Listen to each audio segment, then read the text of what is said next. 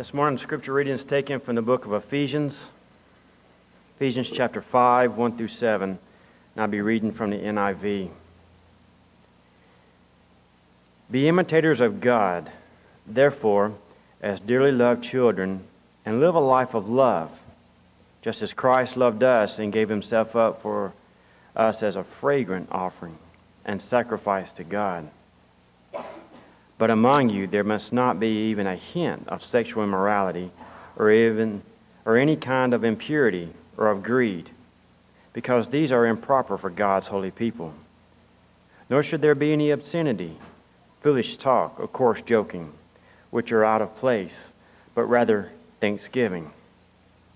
For of this you can be sure: no immoral, impure, or greedy person, such a man as an idolater, has any inheritance in the kingdom of Christ and God. Let no one deceive you with empty words, for because of such things God's wrath comes on those who are disobedient. Therefore, do not be partners with them. You may be seated.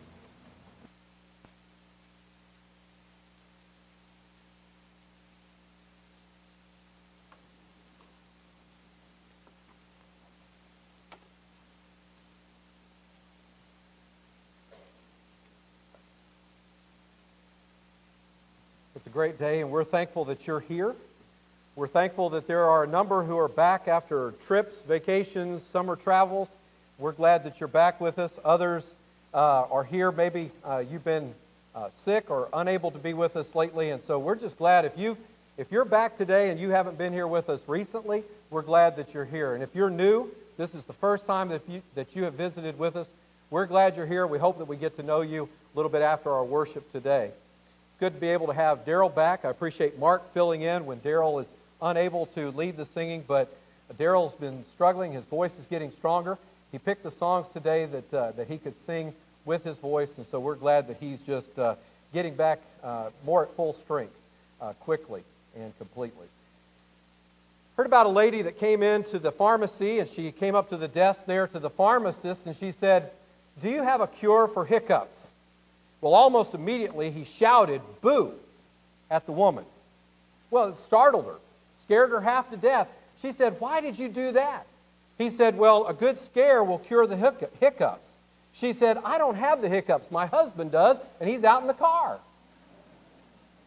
Sometimes we have false assumptions, right?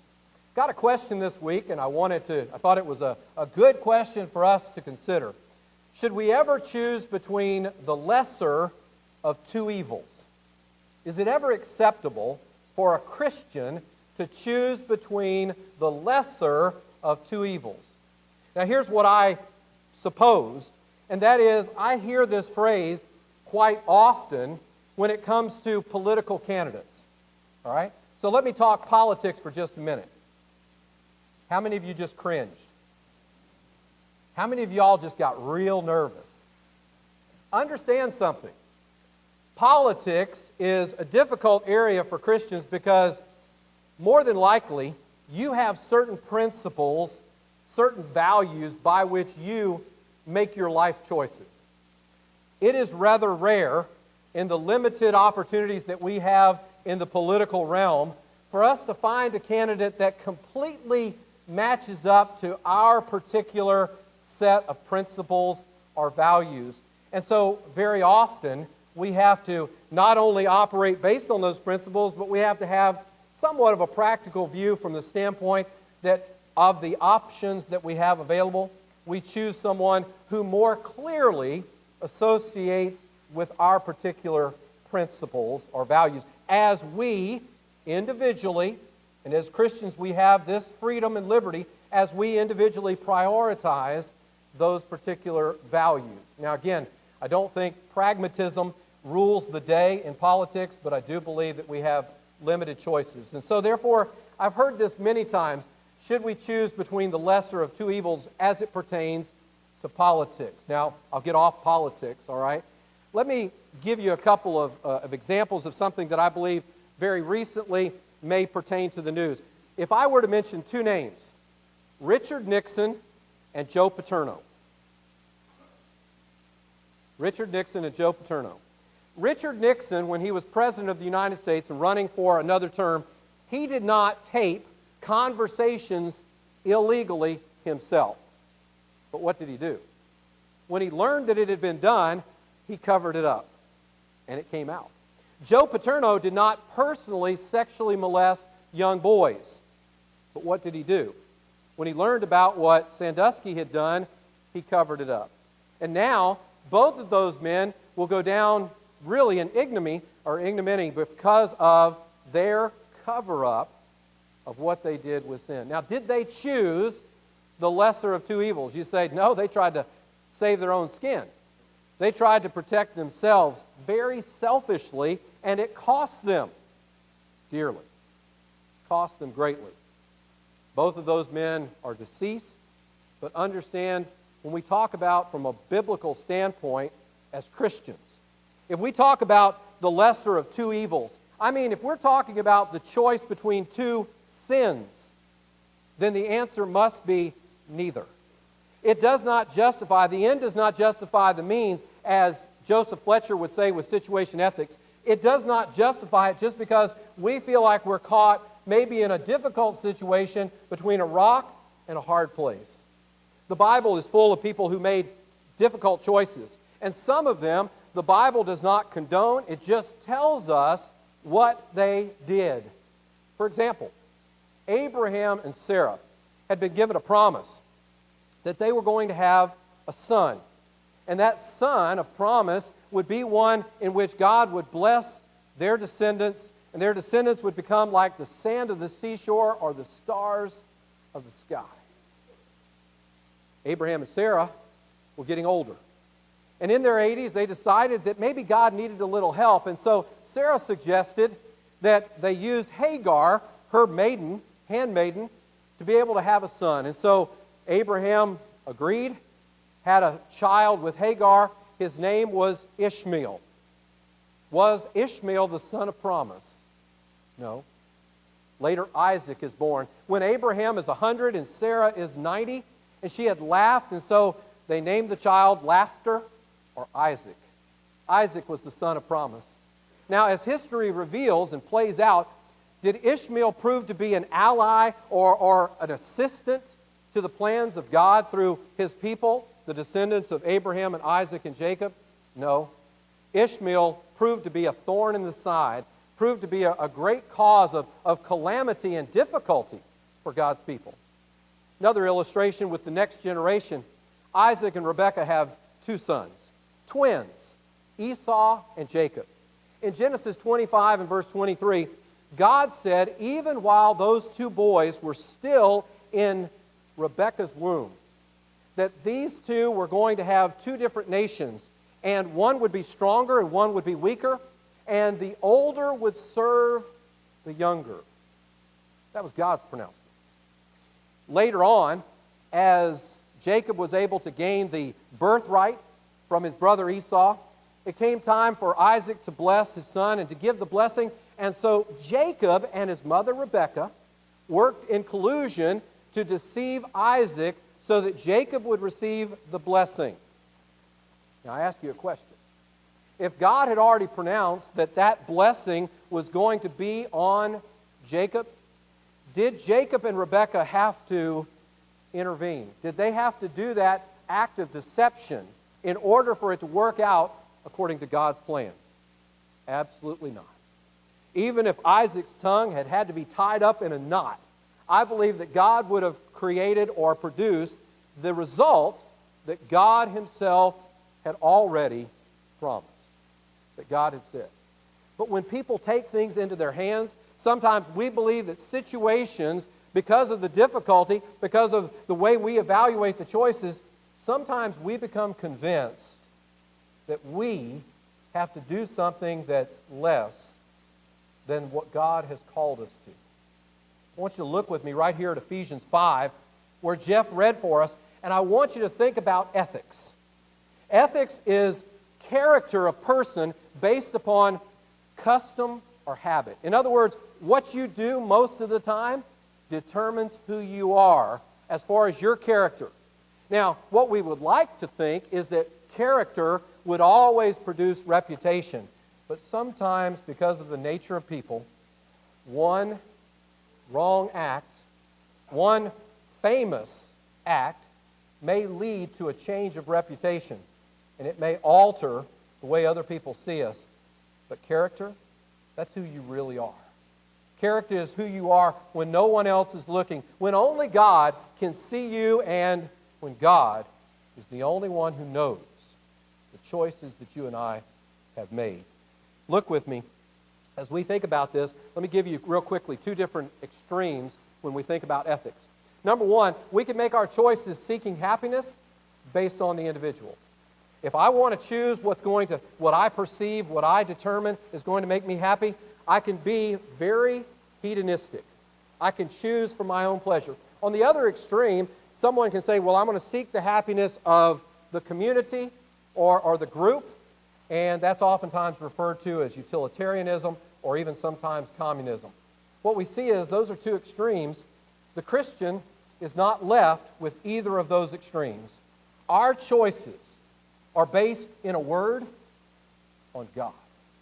Our choices are based on the righteousness and the character of who our God is.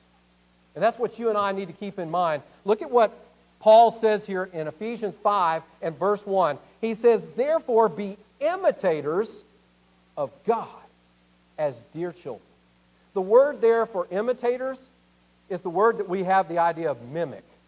To mimic someone. What is that? To do what they do, to act the way they act, to talk the way they talk, even if they've got a funny accent. We try to mimic them by imitating them. What Paul is saying is you and I should imitate, we should reflect, we should choose as God chooses. You say, Terry, that's the highest standard possible. That's out of this world. That's too high. It's too holy. It's too perfect. But that's what we're called to. That's what we're called to. And I want you to look at this passage because it's something beautiful to talk about this imitation. Have you ever seen a boy get in the driver's seat of the car and try to imitate his dad? Maybe he can't even see over the steering wheel, and he's sitting there trying to act like he's driving the car, even though it's in park and it's not even running. Hopefully it's not running, okay? Understand that they're mimicking. You ever seen a boy maybe 25 feet behind walk behind his dad and pretend like he's mowing the yard? Okay. Or a little girl maybe playing with her makeup or trying to do her hair just like her mother? Mimicking is something that happens very naturally in the physical world. We do it with the people around us. We try to imitate them. What we're told in the spiritual realm is we ought to be imitators. You and I are not going to be originators. God is the only originator. He's the only creator. Everything from that point is we're either mimicking God or we're mimicking something else that is far less than God and that at its very heart is evil and opposed to God. Look at what he says here as he talks about this imitation. He says there in verse 2, and walk in love, as Christ also loved us and has given himself for us, an offering and a sacrifice to God for a sweet-smelling aroma. Walk in love. The Bible says in 1 John 4:8, God is love. If that defines the character of God, then that's how we find out what true love is. We love him because he first loved us. We didn't originate the concept of love, folks. And therefore, what we've got to do is imitate what God shows us love is. Is that sometimes tough love? Yes. When we talk about nature of God, being love, God wants us to have that nature. We've been born again. Jesus said, unless you are born of the water and the Spirit, you cannot enter the kingdom of God. We've been made by these exceedingly great and precious promises to be partakers of his divine nature, that we should escape the world and its corruption and its lust. 2 Peter 1:4. Partakers of the divine nature. As we become Christians, we are made to be like God. We're made to be a part of the family of God. And therefore, this love that we share in Christ, this is supposed to change. You know what the old nature did? The old nature built walls. The old nature declared war. The new nature says we want reconciliation. We want peace. We want to get along. We want to work together. But there's only one way, only one standard by which we can. And that's the love of God. Every time we reduce or lower that, and we act of our own willfulness, of our own sinfulness, we go back to building walls and declaring war. When people aren't getting along, there's something there that's sinful. In one or both or all. But understand, we recognize that that's not the nature of God. He calls us here dear children, beloved children. John said, well, behold what manner of love that God has bestowed on us, that we should be called children of God. Jesus prayed that we might all be one in John 17. And the basis for that, he says, because I and my Father are one. Because Jesus is the very embodiment of who God is. Shows us the character of God. Then we have to seek to reflect that nature. That helps us to get along. When Jesus was there at the Jordan River and John baptized him, the voice from heaven said, "This is my beloved Son." What Paul says here is we're beloved children of God. Because God loves us, we need to reflect His nature. In Colossians 1:10, Paul said that you may walk worthy of the Lord, fully pleasing Him, being fruitful in every good work and increasing in the knowledge of our God. Fully pleasing Him. I don't know how often you can remember doing this, but I can remember the genuine desire at certain points. I won't say 24 hours a day, all the 18 years that I lived at home growing up, but I can remember genuinely at times in my mind and in my heart wanting to please my father and mother, wanting to make them proud of me, wanting to make sure that they saw that I was trying to do and to put into my life the things that they were teaching me. Now, I understand since I grew up here, some of you remember times when I was not pleasing to my parents. But understand, when it says fully pleasing Him, what's our desire? Do we go through life, do we feel like, well, unless there's a policeman watching, or unless my spouse is watching, or unless my boss is watching, I'm going to just do whatever I want. I'm just going to kind of act down. No. Are you always thinking, I want to please God. I want to do my best at all times. Not just here or there or when it's in the public view, but at all times. I am my Father's son. I am my Father's child. I belong to Him. I want to please Him. See, walking in love, walking as children of God, it changes your perspective. You don't look at ethics then and say, well, what can I get away with? Maybe I can take advantage of this big corporation. They got lots of money. They got deep pockets. It's not like I'm robbing an individual. It's a corporation. Maybe we look at it from the standpoint of, well, I'll do my best when the boss is around, but at other times I'll just kind of slack off and just get by.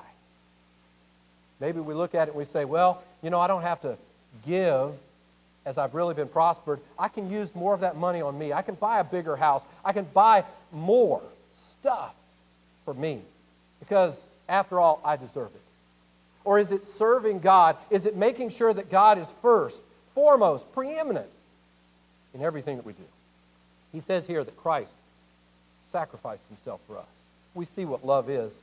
It's not so. Jesus died on the cross. We've been redeemed. We've been bought at a price, 1 Corinthians 6:20. We've been purchased with His blood, Acts 20:28. This is something that cost God, cost Jesus greatly. Are we willing to reflect that in our love? I mentioned the fact that love is sometimes referred to in a different standard, a different way. Look with me at a passage. Look back at Romans chapter 13, verses 8 to 10, and notice how Paul refers to this, even going back to the principles or the commandments, the statutes of the Old Testament. Understanding what the old law, the law of Moses, was designed to produce, and understanding what the law of Christ, Galatians 6:2, is meant to produce, the goal is the same.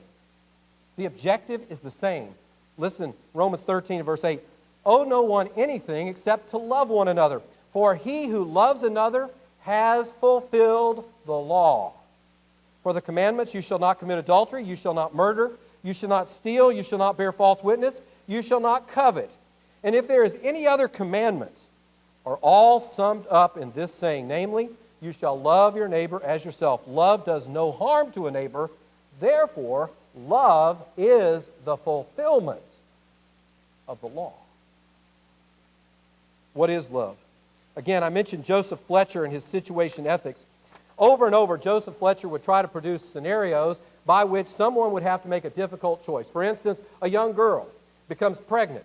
And so does she raise the child when she really doesn't have the ability because of her age, because of her situation, or does she abort the child? And of course, Fletcher slants it to where the abortion of the child is the loving thing. Let me give you another rather famous example that Joseph Fletcher gave from World War II. Listen to this. At the Battle of the Bulge, a Mr. Bergmeyer was captured by the Russians and held in Wales as a prisoner of war. Later, his wife was picked up by a Soviet patrol and taken to a prison in the Ukraine. When Mr. Bergmeyer was released from prison, he began looking for his children and found two of them. They together sought the mother. While in prison in the Ukraine, Mrs. Bergmeyer learned that her family was looking for her. She longed to return to them, but serious illness or pregnancy were the only conditions for release. After considerable thought, she asked a German guard to have sexual relations with her, and he consented. She became pregnant, and a few months later was sent back to Berlin to join her family. Overjoyed at her return, the family welcomed her back, even though she told them how she had arranged her release. When baby Dietrich was born, they loved him because he had brought the family back together. That was the rationale, and Joseph Fletcher says that's love. It's not about the action, but the end justifies the means. Brothers and sisters, if we're going to walk as children of God, if we're going to imitate God, if we're going to walk in love, that is not right. A sin is still a sin. Now understand, I have great sympathy for the woman. But how many times do we look at some equation and we completely leave out who? God.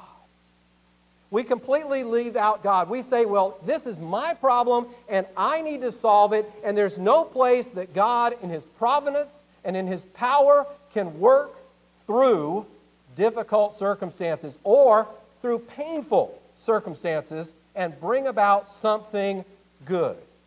How many times? Joseph in the Old Testament, when he was sold off as a slave down into Egypt, how easy it would have been for Joseph to say, you know what? I'm going to sneak out. My boss has put me in charge of everything. I can at least get a couple of days advance or get a few hours advance on my journey. I'll get far away from him. He'll never catch me. Joseph stayed in where he was. Joseph served where he was. And 20 years later, guess what God did? Because Joseph was where God wanted him to be. It preserved the life of his family. And maybe a lot of the lives of the Egyptians as well. God. We have one standard. God. We have one basis for which we decide what we choose. Our values, our priorities must be with God at the center of everything. We must choose righteousness at all times. Look at what he goes on here as he talks about this imitation, pursuing what is excellent and loving. Verses 3 to 6, what he talks about is walking in the light. Now, he doesn't say that outright until verse 8. He says, for you were once darkness, but now you are light in the Lord. Walk as children of light. Walk in love. Walk as children of light. What does the light do? The light brings things to bear. It brings things where they are visible, where they are known. Truth. The light in Scripture represents truth.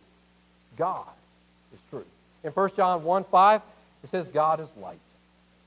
We reflect the nature of God. We've been called out of darkness to walk in His marvelous light, 1 Peter 2:9. We are saints. Look at what he says there in verse 3. But fornication and all uncleanness or covetousness, let it not even be named among you, as is fitting for saints. The idea of a saint is someone who is set apart, someone who's been made holy for God's use. And the idea of saints is that God's using us. We're living for God. We're living to His glory. We're living to help others have a better relationship, an honest, a truthful, righteous relationship with God. If our lives lead people in any other direction, we've become a part of the deception. Not the truth, but the deception. The sins that he mentions here, when he talks about the sexual sins, when he talks about covetousness, these are things he says, don't even let a hint, don't let anything even be attached or directed at you about these things, because this is not the nature of God. Look at verse 4. Neither filthiness, nor foolish talking, nor coarse jesting. The idea of jesting means able to turn. You ever known somebody that anything that was said, they were able to turn it into some kind of a sexual innuendo or some kind of a thought that would lead somebody in the wrong direction? Let me tell you something, how you can test your own character. How you can test your own character. There are two things that reveal the character very quickly. The things that we laugh at and the things that we cry at. The things we laugh at, the things we cry at. Those things that we think of and see in a way that is ungodly mean that our mind and our heart are not in the direction that God wants us to go.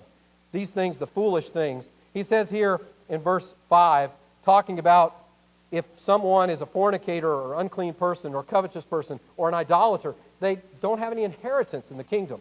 We're not just saints, we're kings. We're royal. We're a royal priesthood, 1 Peter 2:9.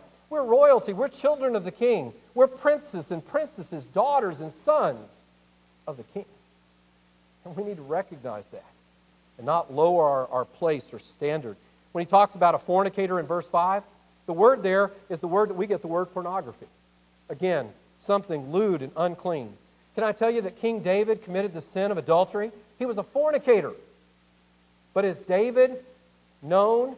Is that the end of the story for David? No. David was forgiven. David was restored and useful in God's service. Why? Because that sin happened, but it didn't become a habit. It was something that David confessed. David repented. David gave his life back over to the Lord. I will tell you that sin happens in every one of our lives. Just nod your head, okay? Sin happens to every one of us, but that doesn't mean we have to be in the habit of sinning. That sin can be forgiven by the power of God. The idea of covetousness here is that which we worship. If you worship anything other than God, get it out of the way. Get it off the throne. Kick it to the curb. He says there, we are light. I want you to look with me at a couple more verses. Look in verse 9.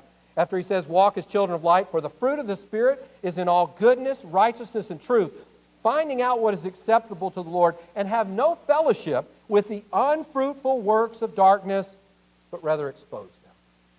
You know what the most powerful disinfectant in the world? It's not bleach. It's not Pine Sol, okay? All right? It's not Mr. Clean. The most powerful disinfectant in the world is light. And it's also the most powerful thing for growth. Plants need light in order to grow, for it to produce fruit. And in your life, goodness, righteousness, and truth are produced. You say those aren't the same list of the fruit of the Spirit in Galatians 5, 22 and 23. I know. Isn't it beautiful? The righteousness of God, His goodness, His truth produces the fruit. Love, joy, peace, patience, kindness, goodness, faithfulness, gentleness, self-control. Against such there is no law. Understand, all of these. Goodness is that love in action. Righteousness is that reflection of God. Truth, it's God's will. How do we know that? Because of God's Word. In 2 Corinthians 6:14, Paul asked the question, what communion has light with darkness? And it makes me smile because I think the moment you turn on the light, the darkness dissipates. It dispels. Think about this. Light doesn't create your eye. It doesn't generate vision in a blind person. But if I have the ability to see, light is what activates it. Just as you and I have the capacity to reason and to think, it's the Word of God. It's the light of God that allows us to really know, to be able to figure out, to be able to choose what's right. Light. exposes what's wrong, what's evil, what's against and opposed to God. When it says here in verse 11, it exposes the unfruitful works of darkness. You've been to the airport, right? Or at least you know that they have those x-ray machines, all right? Those x-ray machines are supposed to detect if you have something dangerous or something that would be hurtful to other people. You know, as I've gone through airports, and I mean, even just recently when we went to Honduras, we had to go through multiple places, checkpoints, leaving the country and coming back to be able to go through these. I have never gone through one of those machines afraid. I wasn't trying to smuggle something in. I wasn't trying to beat the system. I wasn't trying to do harm to anyone. I wasn't worried about that. Oh, I didn't want to lose my 8-ounce bottle of hand sanitizer. Okay? It probably cost me $2, you know? But that wasn't the end of the world. And it wasn't because I was trying to do something against the rules or something bad. Light. Don't be afraid of the light. Walk in the light. Live in the light. It's the best way to have a clear conscience. Walking as children of love, walking as children of light is how we imitate the Father. You don't have to choose between the lesser of two evils in your daily life. Don't look at things that way. Look at it and say, I get to choose to imitate God. I'm going to live up, not live down. Even though there are situations that we say, I don't like having to choose something that's imperfect, the fact is, you and I are imperfect. My best choice is still imperfect, unless I choose what God says at all times to live like Him. As we close this morning, if you're not a child of God, you need to start by choosing what is best. Choose what is right to be a child of God, to belong to Him, to be born again into His family. If you want to be a saint, if you want to be a king, if you want to be able to live with the greatest disinfectant and cleansing power, the blood of Jesus Christ, you can have that today. You can put on Christ by being baptized, having your sins washed, having all of your sins cleansed. If you are a child of God, but you know that you need to come home, won't you imitate the Father? Do what you need to do to come back to Him, to come home to Him. As we close, I want you to imagine a field covered with freshly fallen snow. Oh, it's pure, it's white. Imagine then you see on the far side of the field two figures entering the field. There's the Father, the larger figure, and as He walks in the direction He wants to go. He takes very little thought of where His footprints fall.